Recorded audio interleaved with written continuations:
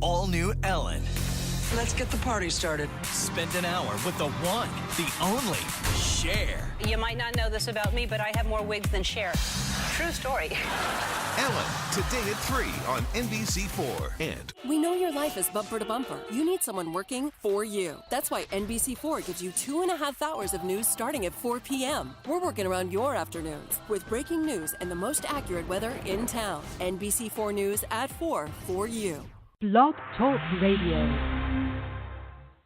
Hello, folks. How you doing? It's Danny Tisdale, and you're on the Danny Tisdale Show, part of Harlem World Radio.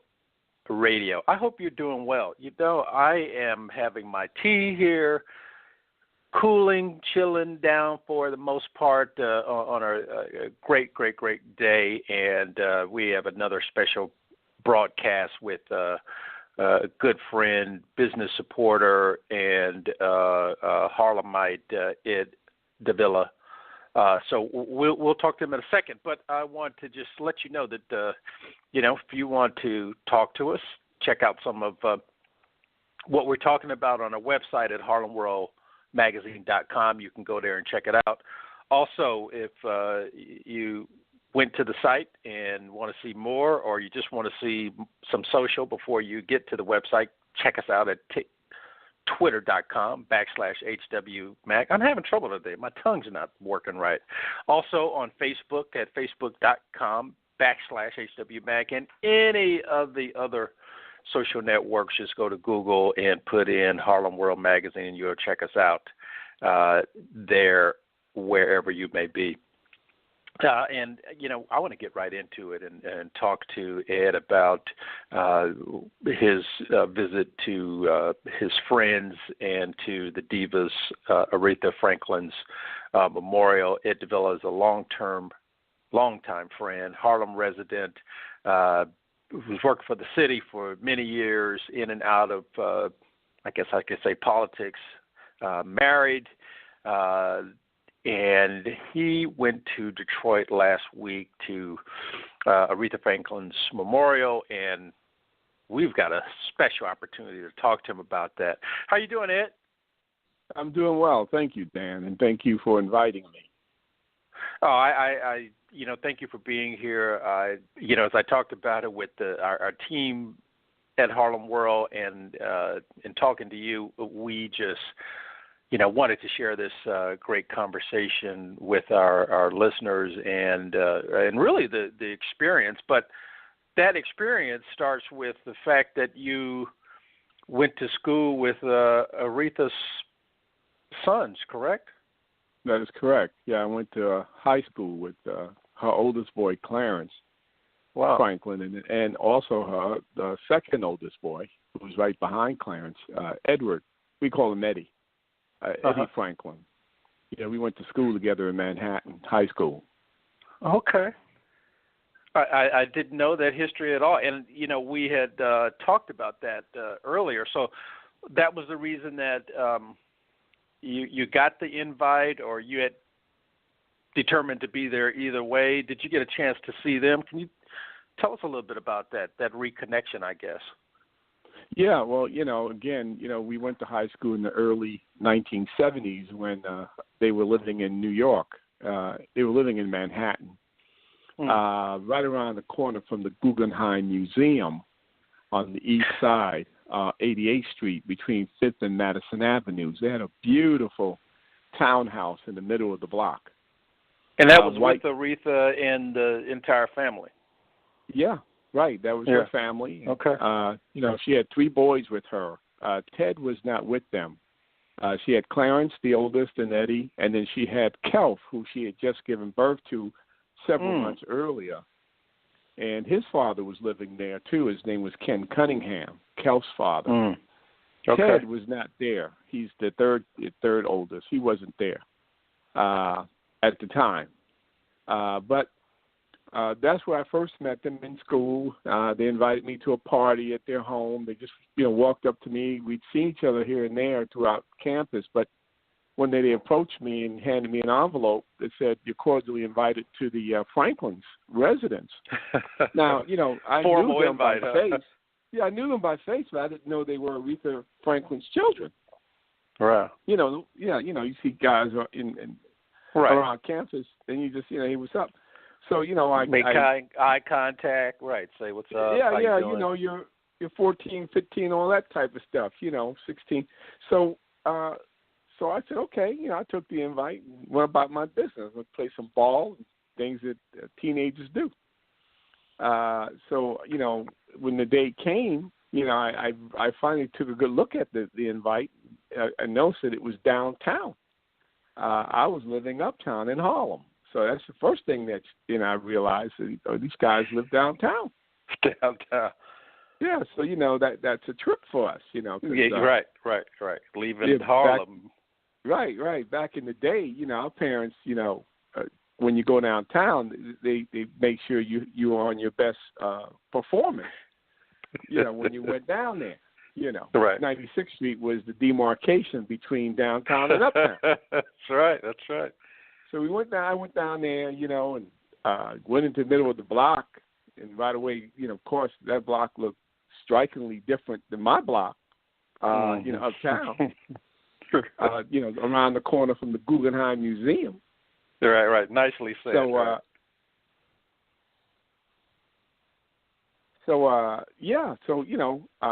I approached the beautiful townhouse. I rung the bell, and a butler dressed in uniform opened the door. All right, Aretha. And I said, hello, my name is Ed, Davila, and I've been invited. They said, yes. He said, yes, we've been expecting you. Welcome. So I took a step in, and I said, whoa, what in I the can world imagine, is this? Right. Yeah. So then coming around the bend right there was Aretha Franklin. I saw Aretha. And I said out loud, I said, oh, my God, Aretha Franklin. And she laughed. She said, yeah. and then she took me upstairs on the elevator. That's me. Yeah, she took me upstairs, to the next flight, and that's where everybody was, And I can go forever describing the fabulous home that she had. I mean, we'll take all day with that, Dan. I mean, all day. So it sounds like, though, she was really nice and inviting warm. What kind of person, was she? Unassuming, very nice, like you said, sweet, kind, motherly.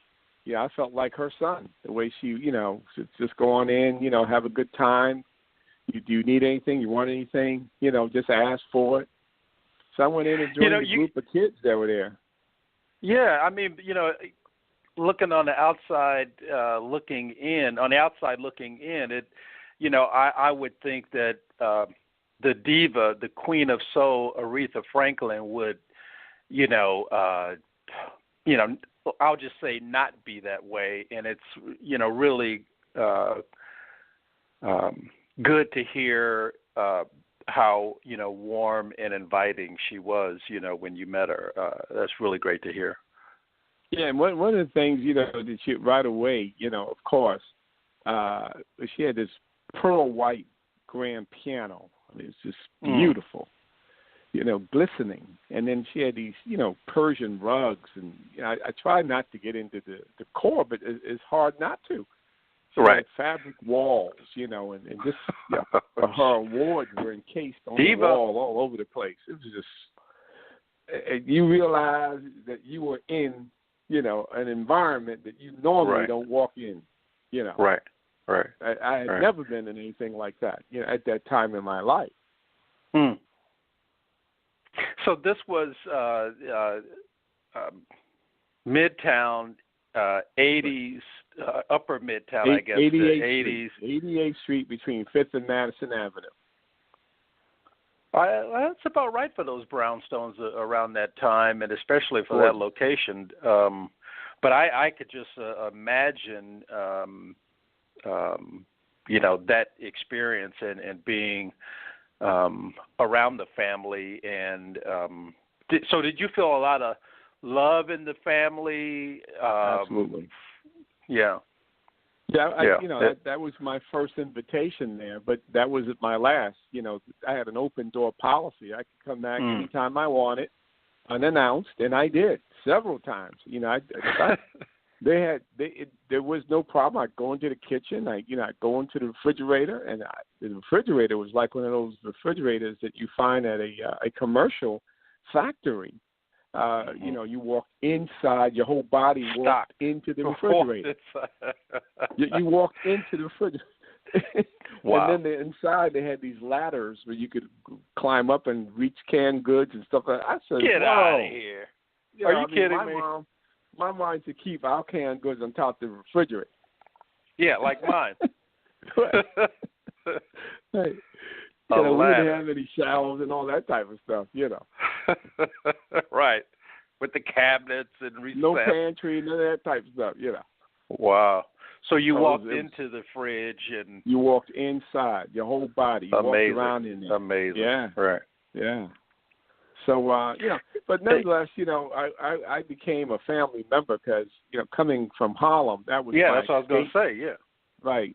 I would leave Harlem a lot of times and just go downtown. I wouldn't tell anybody. I just went down there and hung out with the guys and had some good times down there with Eddie and Clarence Franklin.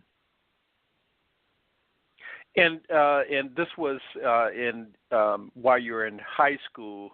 And so here we are these many years later, and you guys are still friends, and they send you the invite to her memorial. I go out there, I got there that Monday, and then I stayed a full week. I arrived on a Monday and left the following Monday. So this is last Monday? Right. I just got back Monday of this week. Okay. I went for a full week. I said, I got to be there. I went out there. That's nice. I stayed at, a hotel. I was close to where everything was. I didn't miss anything. And I also got into the city of Detroit. They laid it out for the Queen of Soul. I mean, they really. Fantastic. It was great. It was festive all over. In fact, they named this park. They call it Shane. They now are going to rename it after her, Aretha Franklin Park, and that's where they have the major concerts. Mayor Coleman Young built that thing up many, many years ago. Oh yeah, right. For the public. I remember. Now they're renaming it after her, and other streets after her. I went to her church. I mean, her father's church, the New Bethel Baptist Church. Really nice people there. Exchange information, phone numbers, took photos with them. I mean, got on their Facebook page. They wanted me on there. My wife had a good time with the ladies. We were invited to people's homes. Really nice people in Detroit. Well, and that sounds, that is so good to hear a brother from Harlem come into Detroit and Detroit showing, open arms and love.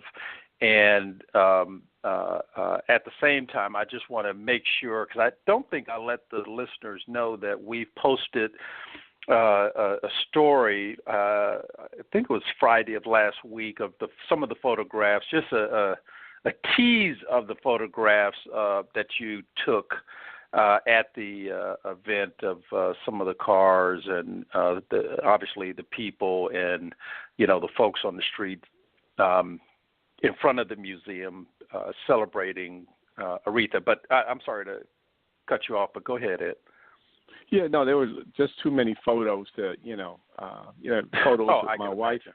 Yeah, and other people. And, of course, selfies and all sorts of things. But yeah, I just wanted to share some of those photos with the community because, Detroit, the Motor City, really loved Aretha Franklin. And you couldn't find a person that was unaware that a big event was taking place that week in Detroit, and that it was honoring Aretha. They had an international Detroit Jazz Festival that they have every year at the weekend festival. Start on Friday, ends on a Sunday, And it coincided with Aretha's homegoing celebration, and they had 5 huge stages. They start early and end late at night with various musicians. And one by one, people would always mention Aretha, So it pretty much became the Detroit International honoring Aretha this year concert. Right. So right. It was fantastic. Well, and that's great, and and I want to say expected, in celebration of her, but one can't take that for granted that one's going to be celebrating a diva like that the way you should celebrate. And with that, I just want to take a quick station ID and let our listeners know you're listening to the Danny Tisdale Show. I'm Danny Tisdale, and this is brought to you by Harlem World Radio, and we are speaking to Ed Davila, Harlem-born, talking about his experiences with Aretha Franklin and her family, her sons, and the memorial that was last week. And we're going to get right back to Ed. And so, Ed, you were obviously able to experience the celebration itself with the city. So I think it was that Friday they started filming streamings of concerts and other celebrations. I was kind of surprised that the quote-unquote church celebration didn't take place in Aretha's father's church. Was that the way that she wanted it, the way it was planned, or because it happened the way it happened, that was the only place available? Well, attending her church, the New Bethel Baptist Church, the congregants there felt that it should have and could have been held there. They certainly had enough room there. The New Bethel's church is located in a different part of town. It's pretty poor, the community, and in need of much repair. In comparison to the Grace Church, where they held the event, which was a mega church and it had a lot of amenities and and things of that, 4,000 seats and stuff like that. So you could imagine that in the politics of it, I'm not going to tell you who, or I don't know who made the decision to move it over, but certainly the community that goes to the New Bethel's church and our longtime members felt that there was no reason why it could not have been held there. That's pretty tough, and especially you would think that it's her father's, church, and especially if the community, and especially if the community is, being challenged, that there would be, having an event like that would kind of support it and revitalize it, and bring new energy to it, along with the celebration. That sounds like a real tough one right there. And that's where she developed as a young person, as a young talent, performing there. Before she became the queen of soul, that's where she Dr. King visited there, and others visited there. Other famous singers and so on. Smokey Robinson and all these other guys who grew up with her. That's the church where they used to go and meet and hang out and and worship and so on. So, but for, the core of it, the various amenities like air conditioning and other things like that, which came into consideration, there was no other reason. I mean, that type of stuff I would think mobily could have been brought in. They could have had it there. Exactly. People some people decided to move it over to the mega church, and the mega church was not filled to capacity. I mean, 4,000 seat church. There were plenty of seats that were available, so it could have been held at the New Bethel Baptist Church, her father's church. Yeah, it was that event I saw on Friday. Again, it was live stream. It was funny because not funny in a ha-ha way, but funny in the way that it kind of played out because there was a live stream. I don't remember exactly where the location was, but I remember it was on the shoreline, and in the background you could see boats.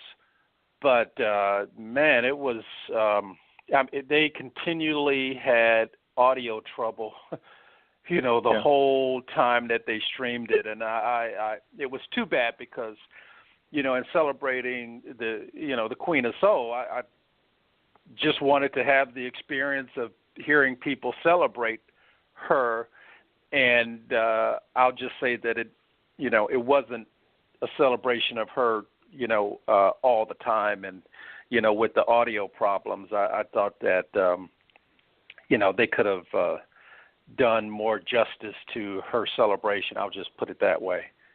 Okay. Well, you're not the only one who. It was a wonderful week, that we spent there, in her honor. And I left out this place called Burt's Marketplace. It's analogous to Burt's the Marketplace. South Street Seaport, BERT''S Marketplace. Okay. It's an area like the South Street Seaport in Manhattan or even Battery Park City, and that is on along the waterfront type thing.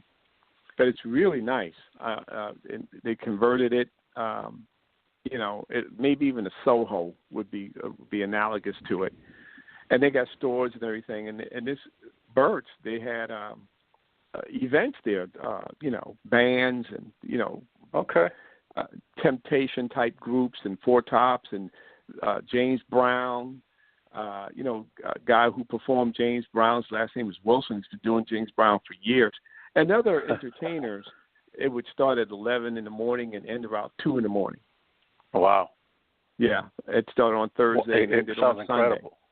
It was amazing. The food was great too. Good food. So, do you know if that's where they had this live stream that I saw on Friday, or hard to say? That's a different section. That was a different area. Yeah. To where the Grace Church is, and also different from where the Aretha's church is, New Bethel. So these are just different areas of Detroit. The jazz took place downtown, so it was another area. Oh, okay. Yeah, so they're different areas. I was just going to say they didn't all take place in the same area. No, we drove 15 minutes one way. 18 minutes the other way. So, doing 55, 60, 70 miles an hour. So it's pretty distant. Right. But, the speed limit is maximum 70 and minimum 55.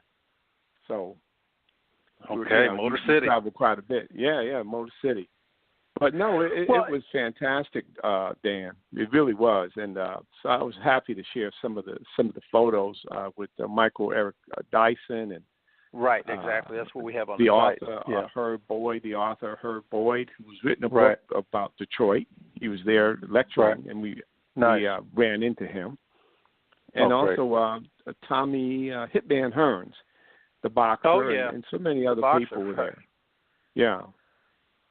Nice. So, and folks who are listening, definitely go to the site and check those photos out, and we've got a half-hour show with Ed, and we're already down to the last 5 minutes, and I'm not trying to court controversy, but we saw the last celebration of the Queen of Soul, Aretha, and with Jesse Jackson and some others, and Ariana Grande. Were you at that event, or did you see that televised? No, we were there, and it all got the news that it got. Some people were wondering why Miss Grande arrived at a church dressed in the manner she was dressed, In her Daisy Duke dress, huh? Well, that's what a couple of ladies told me.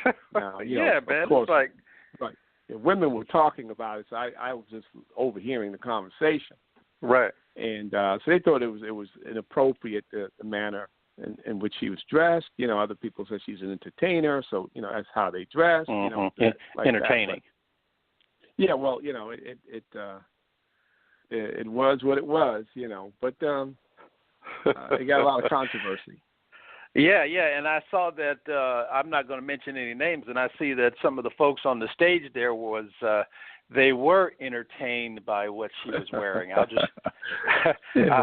just put it that way, Well, you had Minister Farrakhan, you had Reverend Sharpton, and you had Bill Clinton, and you had Jesse Jackson, and so many others. Michael Eric Dyson and others. Sitting on stage there while she was, walking in front of them. So these are walking, dance in her heels. Yeah. So these are grown men, and it's grandfathers are probably looking at their granddaughter saying, "Right, put something on," Right. It's like, what's going on here? Right. I take it's been a long time since she's been to church and probably just didn't know exactly what to wear. Well, there are some churches, as you know, that they run and get you one of those skirt blankets. That's right. And they wrap it around you. That's right. That's right. Pentecostal church, and you fall on the ground and start kicking around. They throw a blanket on you. So. I was surprised that didn't happen. Or maybe they waited for it for something like that to happen. But I was, I guess I just expected the whole piece, the whole memorial, just to be about, Aretha and the celebration of her music, her life. And of course it was, but those other distractions are just a distraction. But it sounds like, man, you really had a great time, not being there for the reason that you were there, but to kind of reconnect and celebrate Aretha Franklin, and who added so much to the culture of America, not just black folks, America. And, people like that aren't replaced. I know some people say, well, there'll be another great voice that I don't think that's true. Well, we met people there from England, from Germany, Sweden, France. We met all sorts of people, for China. People came in. I saw cars. Wow. They had plates from Vermont, various types of, Rhode Island, different Connecticut, just driving around, heading toward the downtown area. And the good thing is, as you indicated, you were just simply talking about the televised Grace Church, celebration, but we took in a lot. There were other venues, where you didn't have this type of stuff going on, and people genuinely, what you're saying, did take place. You just did see it televised. That's good to hear. Because and especially, and maybe it was on, other channels or, other sites, but I really didn't get that international feel. I mean, I of course know Aretha Franklin is an international star, but I didn't get that flavor in some of the shows that I saw on TV or the reportage, of the event. And it's great to hear that they came to, see, those that last opportunity to see the Queen of Soul from all over the world. Well loved by all sorts of people, and I thank her.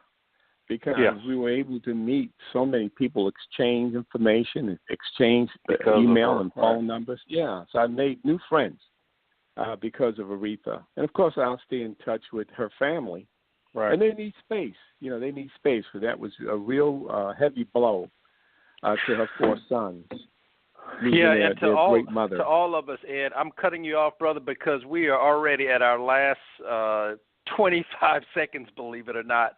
And I want to thank you for, coming on at this last minute and sharing this experience with us. And as you know, man, it's always great speaking to you. And, thanks again for, sharing your experience with us. I appreciate it. Thanks, man. Anytime. Thank you. All right, thanks. And thank Ed Davila and all of you for listening, and we will talk to you soon. Love you. Bye-bye.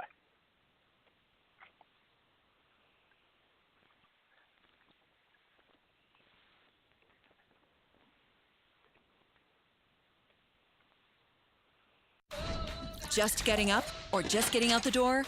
We get it. Life in SoCal isn't always 9 to 5. That's why Today in LA's team is going strong at the crack of dawn for you. Shauna, her forecast will tell you what to wear. Alicia, her down-to-the-mile traffic will keep you in the clear. Adrian and Daniela, they'll break down all the morning's breaking news, so nothing takes you by surprise. It's simple. You wake up, we'll open your eyes. Today in LA for you. starting at 4 a.m.